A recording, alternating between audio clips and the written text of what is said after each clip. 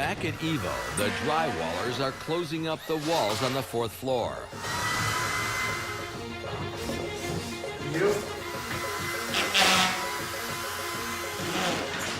It's like a puzzle.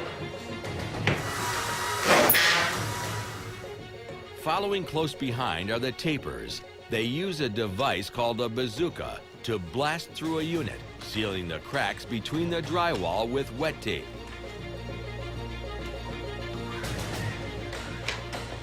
Fast as the work seems to be progressing, there's a crisis brewing in the background.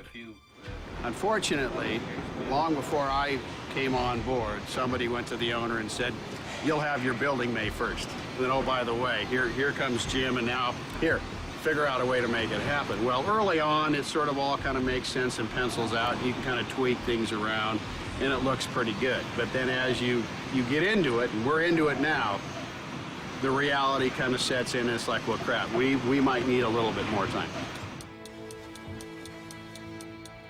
When Jim and his team revised the detailed finishing schedule for all 23 floors, they realized that to make the May 1st end date, the drywall is now 2 months behind schedule.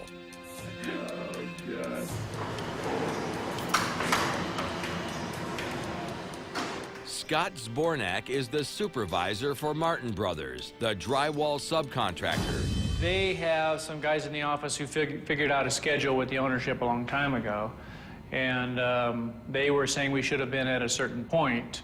But from my aspect, I mean, we were on the job early. We were right behind the guys upstairs, so there's been a lot of questions that weren't answered, and I don't know how we got 2 months behind. If we are, it has nothing to do with us.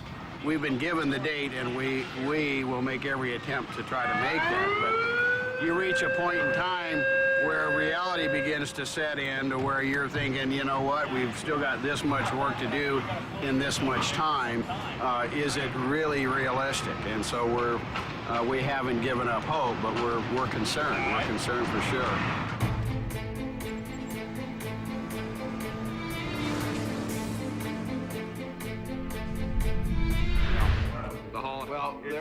At the weekly foreman's meeting, Jim lays his cards out on the table. The reality is I think, setting in, so now we've got to just pencil it out. And it may not be May 1st, it may be July 1st.